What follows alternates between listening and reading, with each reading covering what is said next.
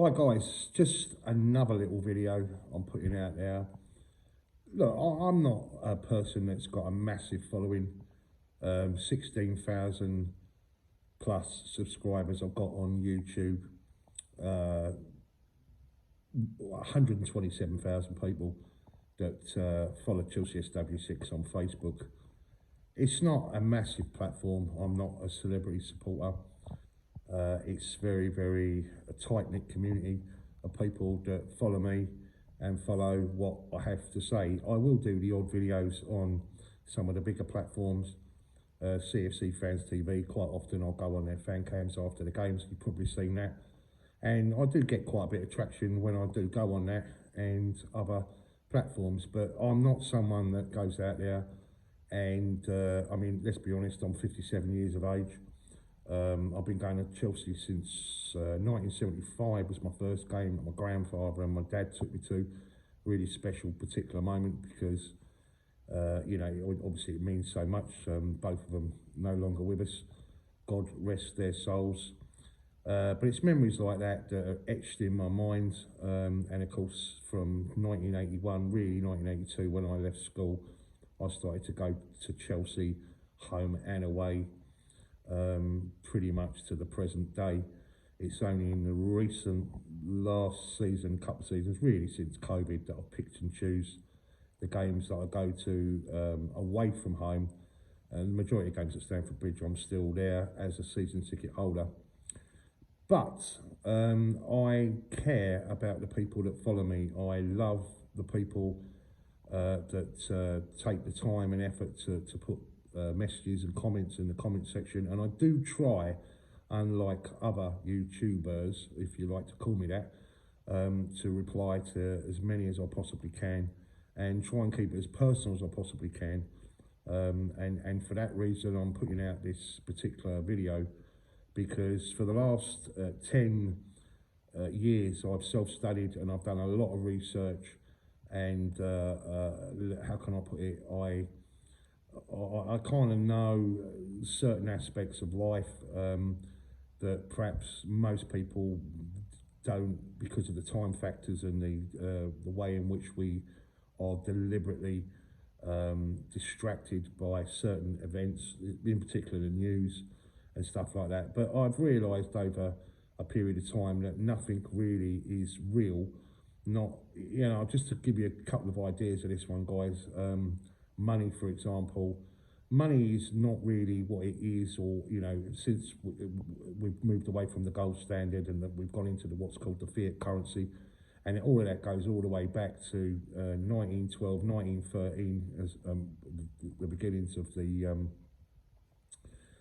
Federal Reserve in America, which effectively is the American sort of central bank, which creates bonds, which creates money. You suddenly realise that inflation is a bit of a myth, and it's just for us people at the bottom, the very bottom, that are just like the hamsters going round the wheel, kind of not really knowing what's what. But when you look at how money is actually created, it is literally created out of thin air, and therefore if you look at every particular note, even in our country, it's written right across it, I promise to pay the bearer, because it is a promissory note. We, as people, our blood, sweat and tears are the currency.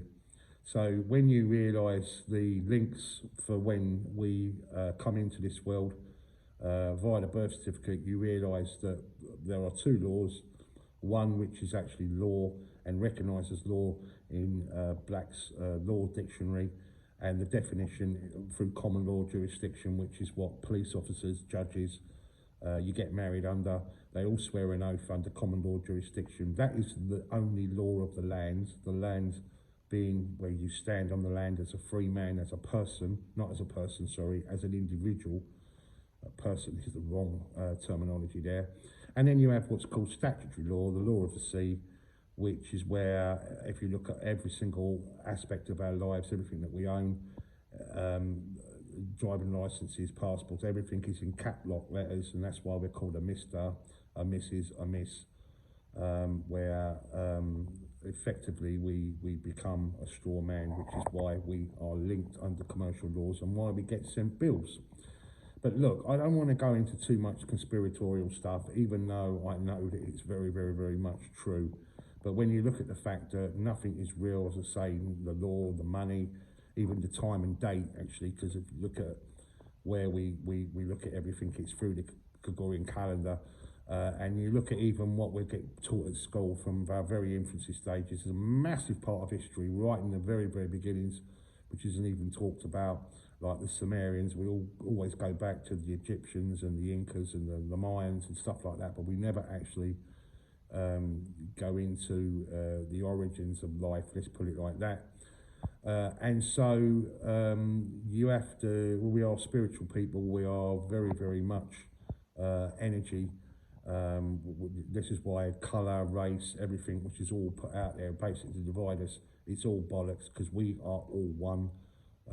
And we are just a spirit, like, you know. But once you learn that, and you learn things like law of attraction, how you think and what you think about will come about, and the process of manifestation, then you realise, right, okay, that everything is all bollocks. Now, the reason why I am saying this is because I love you guys out there, I really, really do, and I kind of feel like I owe you a little bit of information. Now, you guys can, you know, think of this as whatever you will.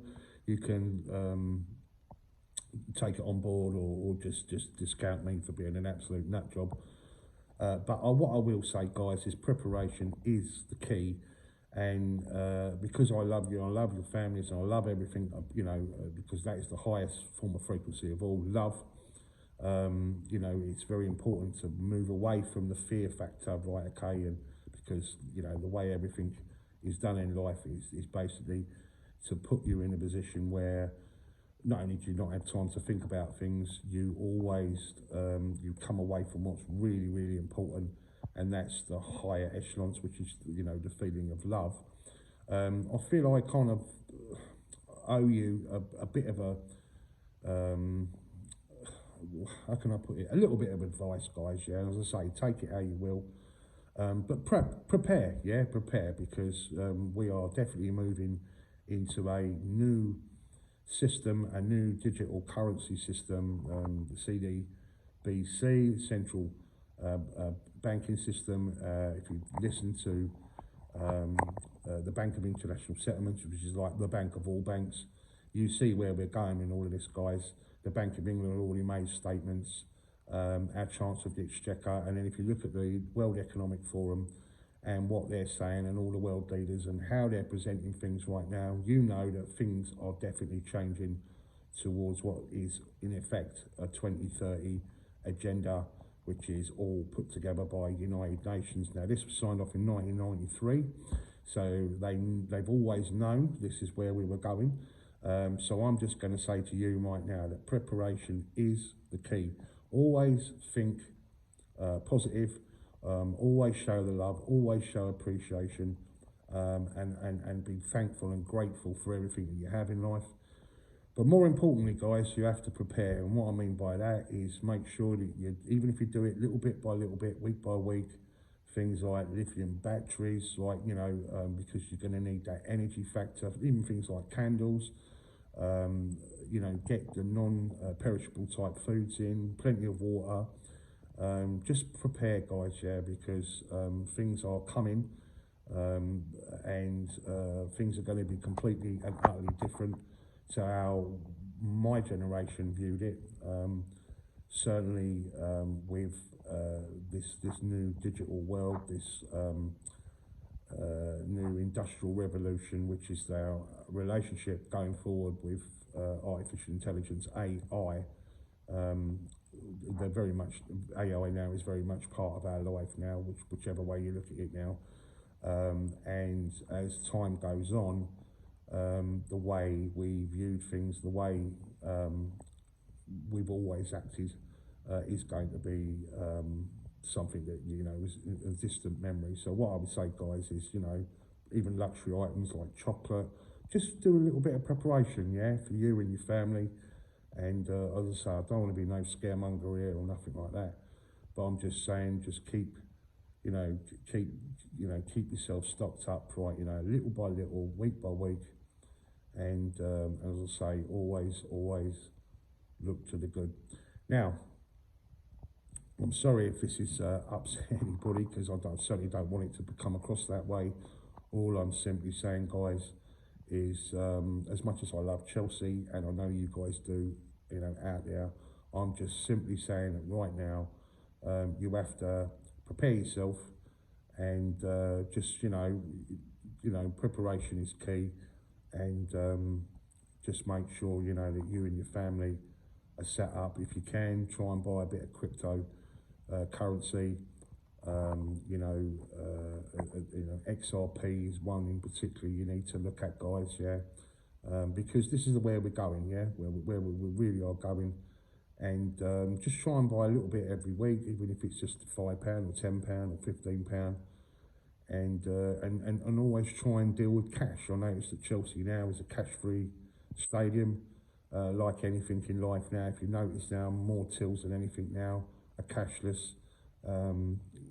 This is the way it is. Keep the cash out there, guys, because once the cash goes, you lose all aspects of life as you know it. Yeah, the freedoms to be able to, buy and do things like, without it being like under scrutiny from the powers that be.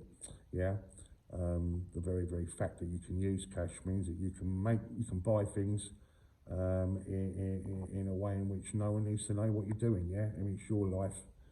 As I say, you're a free individual spirit, and and all I'm saying to you guys is just try and bear that in mind. As I say, take it for whatever you want, whether you take on board what I'm saying to you or not. And if you want to know more about it and you want me to put more videos about it out there, I will. All I wanted to say to you guys is, as always, stay safe, always go with the love, and love you loads, and love Chelsea, and yeah, that's all I wanted to say, guys. God bless.